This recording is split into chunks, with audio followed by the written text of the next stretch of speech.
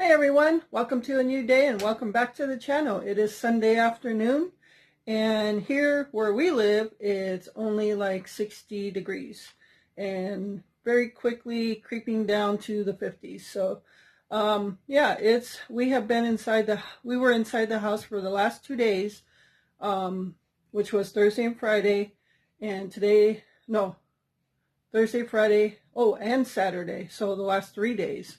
Yeah. We knew Thursday and Friday was going to be cold. It was very windy, like super windy, super cold. So it was like 50s, roof feel of 40s. So it was like fall again. So yeah, we were in the house. And yesterday we ended up staying in the house as well because it didn't really get much warmer. So today, Glenn is outside in the garage right now. I was out there for a little bit, but I have some things to do inside the house. I got some laundry going, and I've got some chicken in the slow cooker. We're just going to do some really, generic, I guess you can say, chicken tostadas. And I just bought the Ortega tostada shells that were already made. We just want to see how they taste. So I'm going to shred up this chicken. It's got some pato sauce in it. I got a can of refried beans, so it's going to be really generic and quick. So I don't even have lettuce, no tomato, no guacamole. It's just going to be sour cream, cheese, and he'll probably put some hot sauce on it. So yeah, and right now I'm making a pumpkin pie, and I've already done a video on this, but I'm making the crust a little different. Instead of using the crust you bake, I'm making a graham cracker crust for it. So, and I've been watching some videos and a lot of people bake their graham cracker crust. I'm going to do a little different and put mine in the freezer and then bake it with the pie. So, all right, so let me get you on the tripod and we'll get started. All right, everyone, so in this bag here, I have some crushed graham crackers, and all I'm using is this Great Value brand of honey graham crackers, and I'm using just 1 pack of it. There's 3 packs in there, I'm just using 1. And normally when I make graham cracker crust, I normally add sugar to it, but I'm not going to this time because in our past pies, we noticed it's a little sweet. So, and because it's honey, it's already got sweetness to it. So I'm just gonna basically mix the graham cracker crust, which I basically just put in this bag, took a rolling pin and crushed them up, with 6 tablespoons of butter, and I'm gonna melt these. And then I have this pie pan that I got at the Dollar Tree. It's not the one that I wanted. I like the one that flares out a little bit. This is more straight up almost, but that's what I have, so that's what I'm going to use. So, all right, right now I'm going to melt my butter, and I will be right back. All right, so I have my graham cracker crust, or my graham cracker, already in the pie pan. So now I'm going to take my melted butter and pour it in there. And again, I'm not adding sugar this time. And I'm gonna start off with a spoon mixing it up, and then I'll probably just end up going to hand.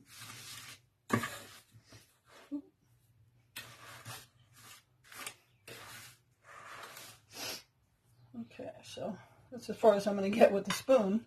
So now I'm just gonna mix it all together by hand without getting it all over the counter. I just, again, want to make sure it's like all moist. And the goal to the graham cracker crust is to set it. So you just want to make sure it sets together. And if you put it in the freezer for like 10 minutes, it will set together. I know a lot of people bake it. The only time I'm going to bake it is today when I make a pumpkin pie. All right, so Now I'm just going to form the crust.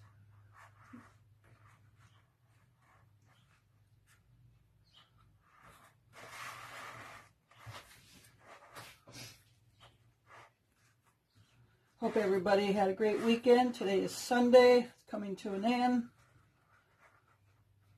I just uploaded that video of our day out, which was on Wednesday.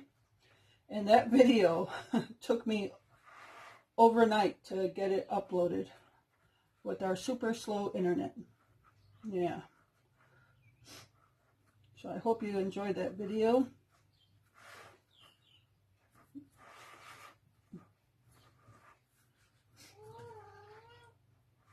There's our kitty cat in the background. That's Prissy.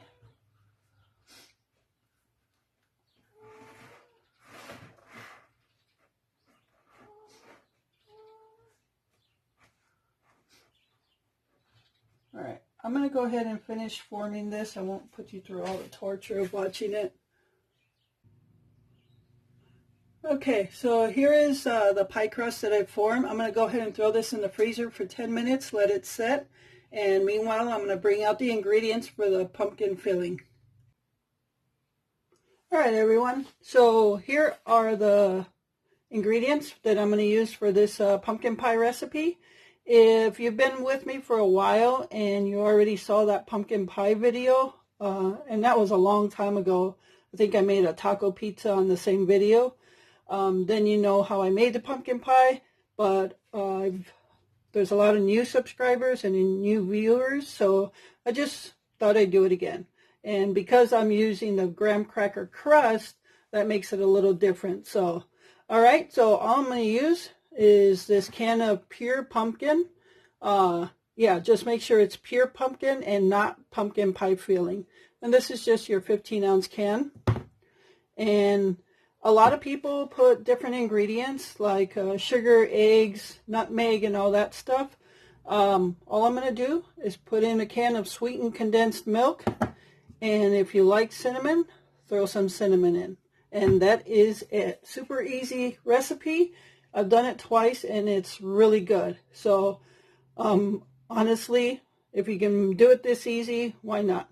Alright, so I'm going to get a bowl, get all this mixed together, and we'll get to making this pie. Alright, so I have my can of pumpkin here, and I apologize for the close view. My other tripod is still in the truck. I still just haven't gotten it out.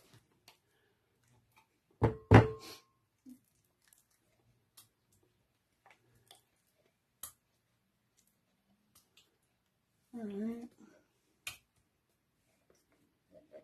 Yep, and with this recipe, you don't need to add all the other stuff because this sweetened condensed milk is going to give you all the sweetness you need. Alright, and now just pour in your milk, your sweetened condensed milk.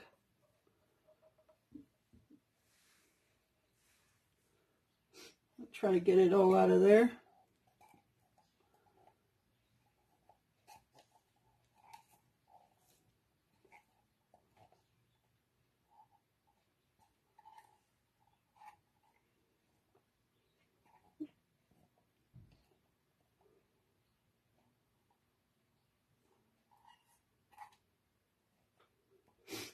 Alright. And now I'm just going to add some sugar, not sugar, cinnamon. And that is to taste. If you don't want it, don't use it. But I think it adds a good flavor in there. Alright, and now I'm just going to mix this up, mix it together, so I won't bore you with that, and I'll be right back. Alright, so this is what it looks like once it's mixed up. And I didn't use a mixer or anything. I just used that silicone spoon from the Dollar Tree that you see in there. So now I'm going to take out my pie crust out of the freezer, pour this in. And normally, from what I see, people bake this pumpkin pie for like at 425 degrees for 15 minutes and then turn it down to 350 for another however long amount of time. In my original video, I did do it that way, But what I'm going to do is leave it on 350 the entire time and bake it for between 45 and 50 minutes. I will check it along the way just to make sure it's good.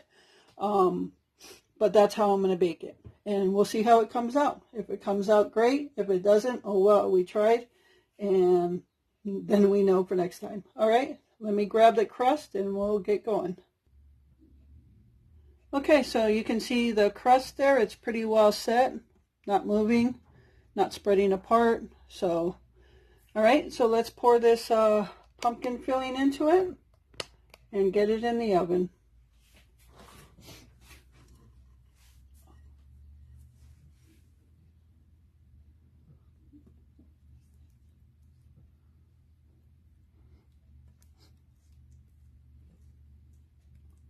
Oh, it looks like it's going to be perfect.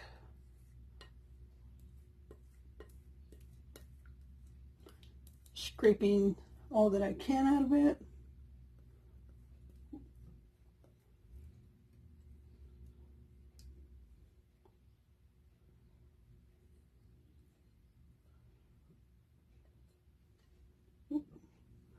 All right, that's kind of perfect.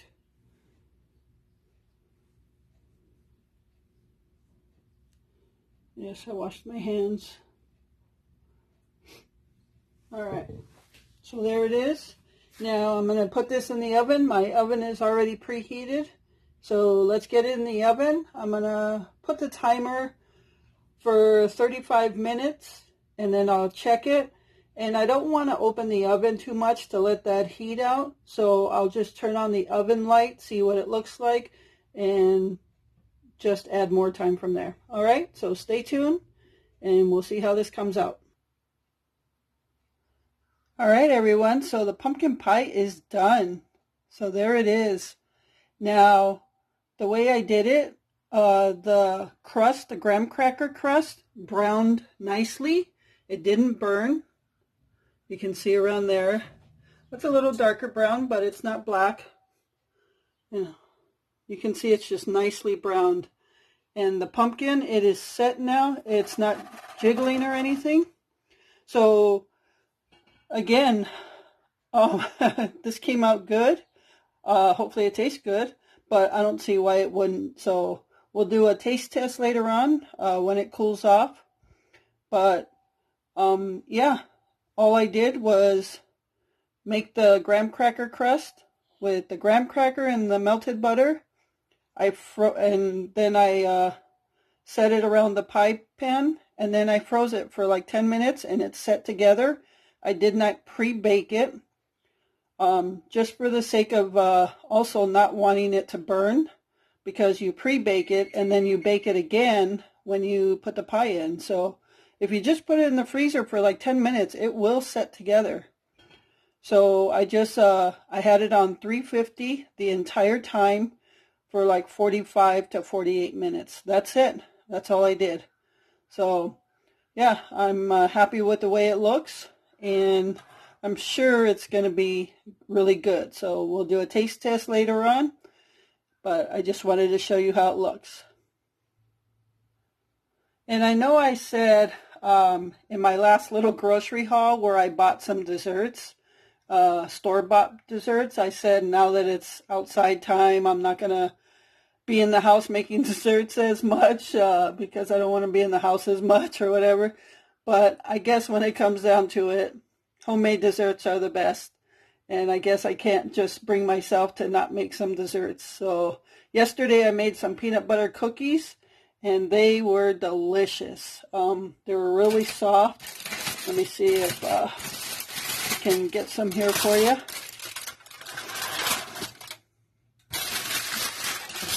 Look at that. Peanut butter cookies. And they are delicious. So I've already done a video on the peanut butter cookies. I'll put that link to that video in the description below.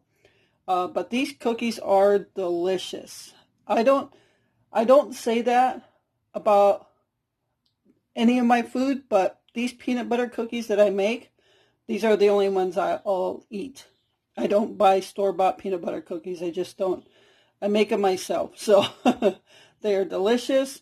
They have a soft chew to them. Just like, oh, they're delicious. I wish you could taste them. They're so good. So, yeah, I'll put the link to that video in the description. But I just wanted to show you that and let you know I still am making desserts inside the house rather than buying them. So, all right, let me show you what we're having for lunch. Well, here's lunch, frozen pizza.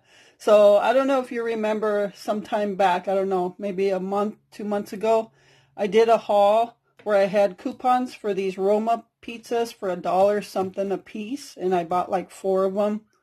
And this is our last one, so we're going to have it for lunch. It is, I don't know what time it is. It's like after 3 in the afternoon. All we had for breakfast was toast. Glenn likes strawberry jam on his toast. I have cinnamon sugar toast. I just put that on my toast, so that's all we have for breakfast. So we're a little hungry now. So I'm just going to throw this pizza in the oven, and that should hold us over till supper time, which I'm going to show you our chicken. Woo, steam up the camera. All right, and all I did was get a pack of chicken tenders that we had in the freezer. I figure I better use them. So there they are, and they got some pato sauce in them. And I did put a little bit of water with some chicken bouillon. So yeah, that's going to taste good. So that is pretty much how our day has been. Outside, it's not the nicest. It's sunny, but it's like 60 degrees, and there's a little chill in the air. But I do want to get out there and clean my hummingbird feeder and put new nectar in there. So yeah, stay tuned until what's next. All right, everyone. So it is time to clean the hummingbird feeders. Well, I'm just going to clean this one right now so I can put fresh nectar in it, which I already made. What I use to clean my bird feeders is this, it's called Simple Green. And this is a non-toxic formula, and it's biodegradable. So we pretty much use this to clean everything. I even use it to clean inside the house. Basically, all you do is get a water bottle, put some in there. We usually will fill it up to about here somewhere with the Simple Green, and then the rest water. Depending on how much grease you're cleaning off, if you need it stronger, then put more Simple Green than water. So, or half and half, doesn't matter. It is non-toxic, it is biodegradable, so we use that for cleaning. I also use it for cleaning inside the house, so I don't have to buy all kinds of different cleaners. Like, we just do this. So we always get it by the gallon, and we get that at Menards, which is like a Home Depot. So, all right, and things, brushes I use to clean my feeders. I have this, it's basically a baby bottle brush that I got at the Dollar Tree. Little Brillo pad that I got at the Dollar Tree. And I would use the baby brushes for like the hummingbird feeder, anything that's tight to get into. And then the scrub pad I would use for like the Oreo feeder where the 4 cups are, that whole house, the housing. I would scrub it with this. So that's what I'm going to do tomorrow. And then I also use this, which is a brush on one side, a little pad on the other side. I don't use this as much as the other two. Actually, I've never used the Brillo pad on any of my feeders. I mainly use a baby bottle brush. So, all right. So, all you do, get that in there.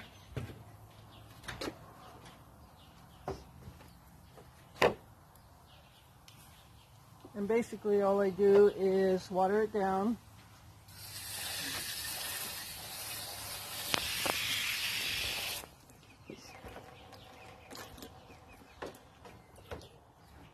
And then I just spray my Simple Green in there.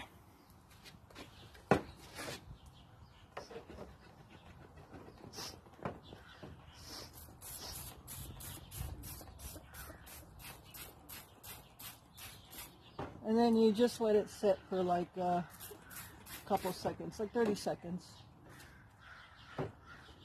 And then you just scrub it out. I use the baby brush to scrub it out. But you let it sit and it basically lifts all the stuff up. So I actually cleaned the whole siding of the garage last summer with that simple green and this little pad here, the scrub pad mainly. I don't know if you guys get it on your place, but siding tends to get that like green moldish stuff, and over the years it collects up. Well, ours collected up and the whole siding was full of it, and I used the simple green, that brush, and I got it all, cleaned it all off in 2 days. It didn't take me 2 whole days, but it went pretty fast because that simple green works really well. And now there's no green spots on there. So, all right, I'm also gonna wet my brush and just scrub inside.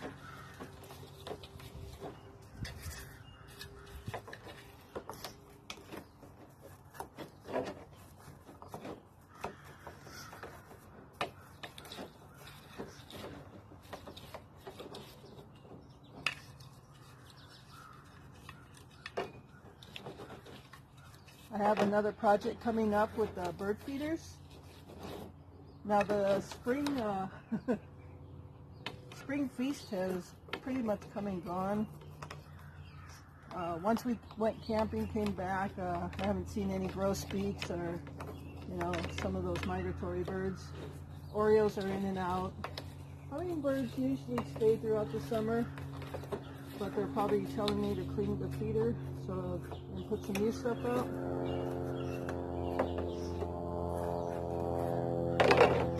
Alright, should have wet this one at the same time. I still don't have the bee guards on this. I've seen a bumblebee, but no actual bees. So I'm not really too concerned. I think I just sprayed the camera lens.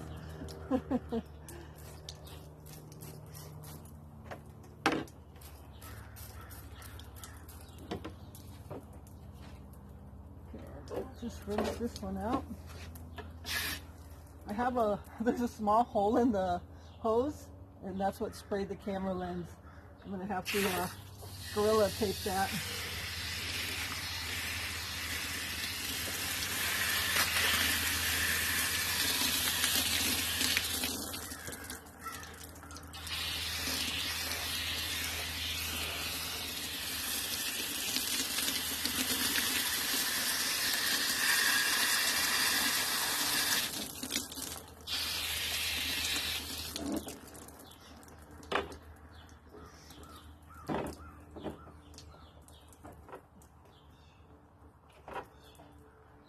Need to put a hook or something to stick that hose on there. Alright, and I'm cleaning this part of it.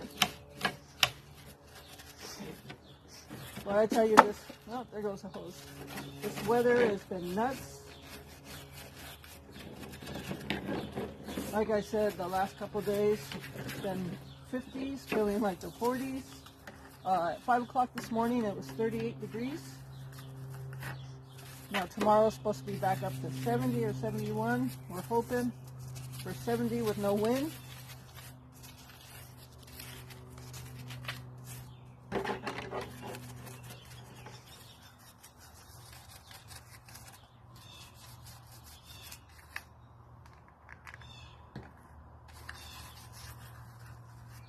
Alright, so let me go ahead and rinse that off. I'm going to grab the hose.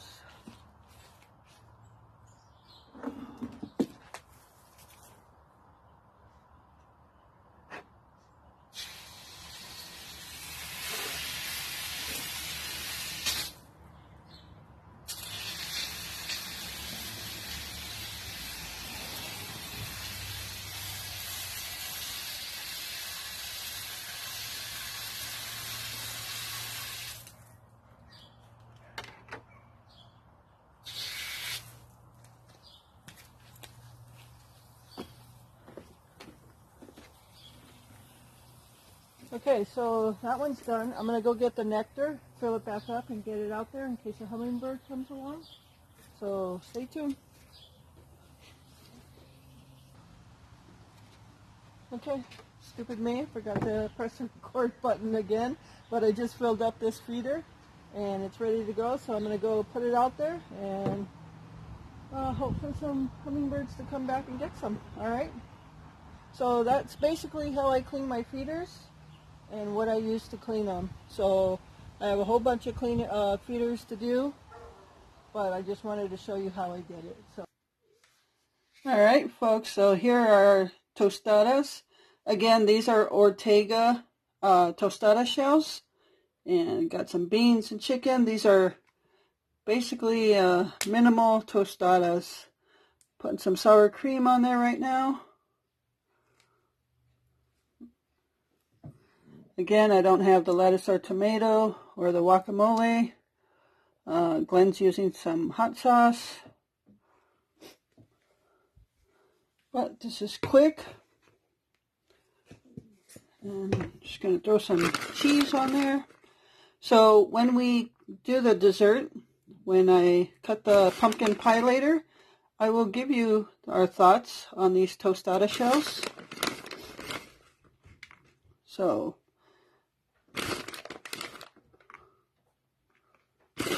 have some tostada with my cheese. Alright, so there it is. I'm going to enjoy this and stay tuned for the pumpkin pie. Alright, so it is time to cut this pumpkin pie. So let's see, let's give it a taste. See what it looks like. See how the graham cracker crust came out.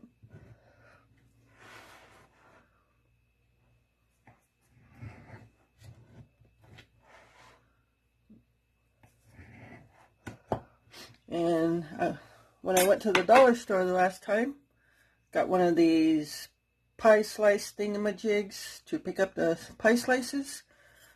So hopefully it makes it a little easier to take it out.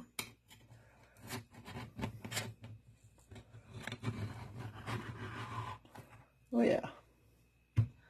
There we go.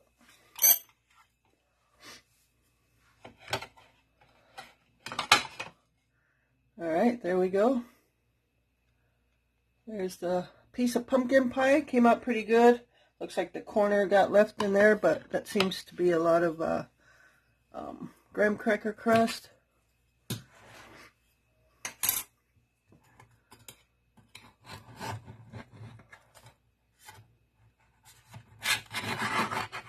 Oh yeah, that works pretty good.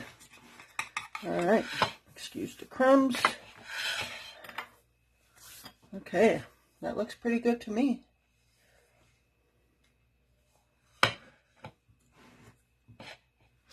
Let's put some whipped topping, or whipped topping. So I'm going to have some pie with my whipped topping. Kind of like I like cheese with, or food with my cheese. You could almost see the pie through that. Got to give some to Glenn too. He doesn't like as much as I do. Alright, let's give this thing a taste.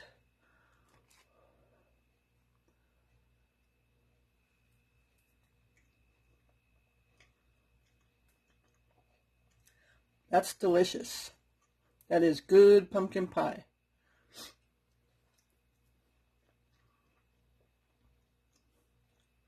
And honestly, I think I like it better on this graham cracker crust versus the regular pie crust. So yeah, that turned out pretty good. And there you have it, folks. Alright. So, review on the Ortega tostada shells. Probably would not get them again. They weren't the worst, but definitely would make my own in the future. They taste a lot better. So yeah. If you're in a bind and you need a quick tostada shell, then yeah, but it was a little rubbery in the middle, kind of bendable. So yeah, I will continue to make my own tostada shells. So there it is.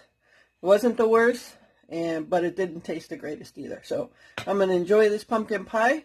I hope you all enjoyed this video. Thank you so much for taking time out of your day to watch it. And remember to live life, be good to yourself, and be good to others. Until next time.